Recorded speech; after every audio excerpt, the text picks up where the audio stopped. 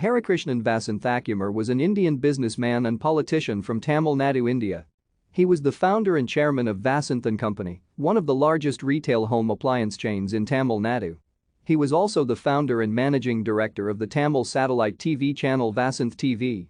He was elected as the Member of Parliament to the 17th Lok Sabha from Kanyakumari constituency in the 2019 Indian general election. He was also elected as member of the Tamil Nadu Legislative Assembly from Nanguneri constituency in the 2006 and 2016 elections. Vasanthakumar was born in Agasthiswaram in Kanyakumari district, then in Travankar Cochin to Harikrishnan Nader in Thangamal on 14 April 1950. He finished his primary education from a Panchayat school in Kanyakumari, post which, he completed his bachelor's degree in Tamil literature from the Madurai University and also obtained a master's degree. His brother, Kumari Ananthan, was also a legislator from the Indian National Congress.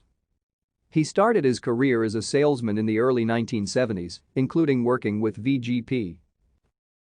Thank you for watching. Like and subscribe if you would like to view more of our videos. Have a nice day.